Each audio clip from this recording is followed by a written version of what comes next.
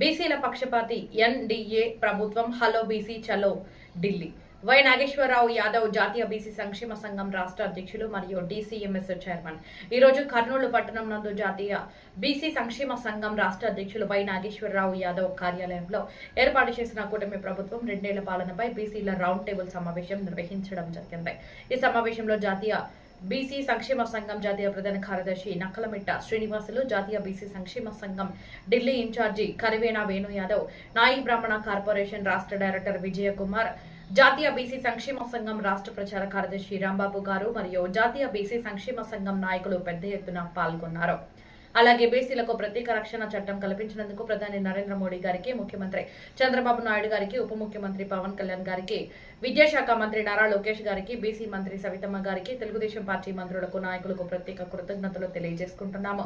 BC భవనాల నిర్మాణం గత ప్రభుత్వంలో ఆగిపోయిన టీడీపీ ప్రభుత్వం బీసీ భవనాల పునర్నిర్మాణం చేపట్టడం, కార్పొరేట్ స్కూళ్లకు దీటుగా బీసీ విద్యార్థులకు ప్రభుత్వమే ప్రత్యేక వసతులు కల్పిస్తామని హామీ ఇచ్చినందుకు ప్రత్యేక కృతజ్ఞతలు తెలియజేసుకుంటున్నాం.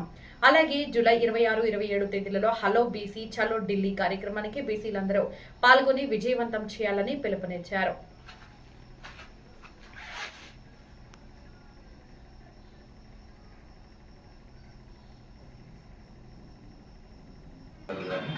యువ నాయకులు నారా లోకేష్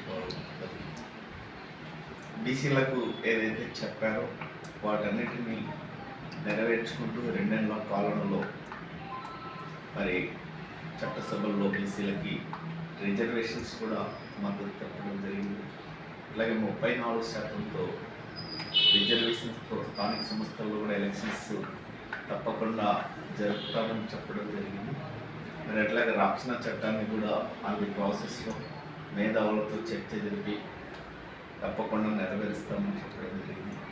మరి వీటన్నిటినీ జాతీయ బీసీ సంఘం 2 ఏళ్ల పాలన విజయవంతమైనందుకు కృతజ్ఞతలు, ధన్యవాదాలు తెలియజేసుకుంటూ కూటమి ప్రభుత్వానికి మరి అట్ ది సేమ్ టైం జాతీయ బీసీ సంక్షేమ సంఘం చిరకాల కోరికలైన చట్టసభలో రిజర్వేషన్ సంస్థమైన మరి అట్లాగే కేంద్ర మంత్రిత్వ శాఖను ఏర్పాటు చేసి జనాభా నిష్పత్తి ప్రకారం బడ్జెట్ కేటాయించడం, అలాగే ఇప్పుడు మహిళా బిల్లు పెట్టబోతా ఉన్నారు. మహిళా బిల్లులో బీసీ మహిళలకు సపోర్ట్ ఇవ్వడం, అలాగే ఉద్యోగస్తులు బీసీ ఉద్యోగస్తులకి మరి ప్రమోషన్స్లో రిజర్వేషన్స్ కల్పించడం. ఎప్పుడైతే ఈ కాలంలో టెక్నాలజీని అభివృద్ధి వైపు తీసుకెళ్తున్న విద్యాశాఖ మాత్రం జనాభా నిష్పత్తి ప్రకారం బీసీ జనాభా నిష్పత్తి ప్రకారం విద్యా సంస్థలు రెసిడెన్షియల్ స్కూల్స్ కానీ కాలేజెస్ కానీ ఏర్పాటు చేస్తే బాగుంటుందని జాతీయ బీసీ సంక్షేమ సంఘం ఈ సందర్భంగా కూటమి ప్రభుత్వానికి విన్నవించుకుంటా ఉంది. మరి దీనికోసమే మరి పెద్ద ఎత్తున జూలై 26, 27 హలో బీసీ చలో ఢిల్లీ కార్యక్రమాన్ని దాదాపు ఆంధ్రప్రదేశ్లో 1000 మంది జాతీయ బీసీ సంక్షేమ సంఘం ప్రతినిధులతో జంతర్ మంతర్ దగ్గర మరి ధర్నా కార్యక్రమం, ఆంధ్ర భవన్లో సెమినార్ కార్యక్రమం, అక్కడ ఉన్న బీసీ ఎంపీలు బీసీ మంత్రులతో కలిసి నిర్వహించడం జరుగుతూ ఉంది. దీనికి సక్సెస్కు మరి పెద్ద ఎత్తున బీసీ సోదరులంతా తల్లి రావాల్సిందిగా ఈ సందర్భంగా పిలుపునిస్తాం. Thank you very much. జై బీసీ, జై జై బీసీ. బీసీ సంఘాల కార్పొరేషన్ చైర్మన్ పదవులు అయితే కేటాయించినారు, వాటికి బడ్జెట్ ఇవ్వడం లేదనేది కార్పొరేషన్లకు. వాల్మీకి కార్పొరేషన్ చైర్మన్ కానీ దానికి తగ్గట్టు బడ్జెట్ కానీ డైరెక్టర్లు అది కూడా మేము మా జాతీయ బీసీ సంక్షేమ సంఘం తరఫున ముఖ్యమంత్రి వర్యుల దృష్టికి తీసుకెళ్లడం జరిగింది. తప్పకుండా మరి ఏవైతే దాదాపు 56 కార్పొరేషన్స్ ఉన్నాయి బీసీలకి, అన్ని కులాలకి తప్పక ప్రాతినిధ్యం కల్పించాలని ఆయన కూడా మరి ప్రాసెస్లో పెట్టాలని చెప్పడం జరిగింది. అందులో భాగంగానే మరి అవే కాదు ఆదరణ 3 అంటే ఏ వృత్తి వాళ్ళకి ఆ వృత్తికి పనిముట్లు కల్పించడం జరిగింది. మరి అట్లాగే ఇప్పుడు మన ఎన్ఆర్ఐజేఎస్ ద్వారా మరి యాదవులకు తీసుకుంటే ఊతుకు గొర్రెల షెడ్లు, మరి ఊతుకు పశువులకి షెడ్స్ కూడా పెద్ద సబ్సిడీతో దాదాపు 90% సబ్సిడీతో ఈరోజు మరి ఎక్కడ చూసినా కూడా అన్ని గ్రామాలలో మొదలు పెట్టడం జరిగింది. మరి ఇంకా ఏవైతే బీసీలకి భవనాలు ఉన్నాయో కర్నూలు జిల్లాలోని మిగతా అన్ని జిల్లాల్లో కానీ గత ప్రభుత్వంలో చూసాం బీసీ భవనం నిలబడిపోయింది కర్నూలు. ఇప్పుడు మొదలు పెట్టడం జరిగింది.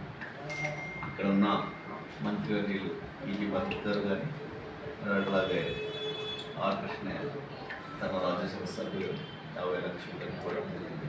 దాంతో ఇప్పుడు పని జరుగుతూ ఉంది. అలాగే అన్ని జిల్లాల్లో కూడా మరి తప్పక బీసీ భవనాన్ని పూర్తి చేయాలన్న ఆలోచనతో ముందుకెళ్తూ ఉన్నారు.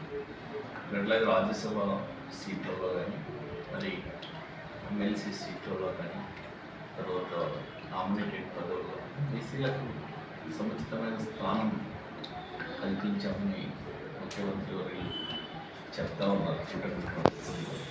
వీటన్నింటిని దృష్టిలో పెట్టుకొని బీసీల మీద ఒక మంచి ఆలోచన ఈ కుటుంబ ప్రభుత్వానికి ఉంది. కాబట్టి బీసీల వద్ద ఇంకా మాకు కావాల్సిన సమస్యల్ని ఇంకా మాకు కావాల్సిన డిమాండ్స్ని వాళ్ళ ముందు పెట్టబోతా ఉన్నాం. దానికి ఈయన ఇక్కడున్న ముఖ్యమంత్రి సహాయంతోనే ప్రధానమంత్రికి విన్నవించబోతా ఉన్నాం. ఢిల్లీ ప్రోగ్రాంలో 26-27. ఇటువంటి బీసీలకు యువగలం పాదయాత్రలో ఆరోగ్య చేసి బీసీలకు ప్రత్యేక రక్షణ చట్టం తెస్తుందని చెప్పారు. అప్పటికే 2 సంవత్సరాలు పూర్తయింది. మళ్ళీ అది బిల్లు కూడా సెంట్రల్ పార్లమెంట్లో కూడా బిల్లు కావాల్సి ఉంటుంది. ఇంకా 3 yearsలో కొంత కంప్లీట్ చేయడం కష్టమవుతుంది. దాని మీద మేము ముఖ్యమంత్రి గారితో చర్చించడం జరిగింది. బీసీ రక్షణ చట్టం అనేది భారతదేశంలో మొట్టమొదటిసారిగా ఈ ఆంధ్రప్రదేశ్ ప్రభుత్వంలోనే ప్రతిపాదన తీసుకుని రావడం జరిగింది. ఎందుకంటే చూసాం గత ప్రభుత్వంలో హత్యలు కానీ దాడులు కానీ మరి చాలా నష్టపోయిన జాతి ఏదంటే బీసీ జాతి. దానికోసం అప్పుడున్న కష్టాలని మరి అప్పుడు యువ నాయకుడు భవిష్యత్తు నారాయణ నాయకుడు యువగలంలో ఆయన ప్రామిస్ చేయడం జరిగింది. నారా లోకేష్ బాబు గారు తప్పకుండా అది మేధావులతో చర్చించి దానికి కావలసిన చట్టపరమైన అంశాలని పరిగణలోకి తీసుకుని తప్పకుండా రక్షణ చట్టాన్ని కల్పించాలి చెప్పడం జరుగుతుంది. మేము కూడా దాన్ని నెరవేర్చవలసిందిగా ఈ సందర్భంగా మరొకసారి జాతీయ బీసీ సంఘం తరఫున మరి 26-27 జరగబోయే ప్రోగ్రాంలో మరొకసారి డిమాండ్ చేయబోతా ఉన్నాం.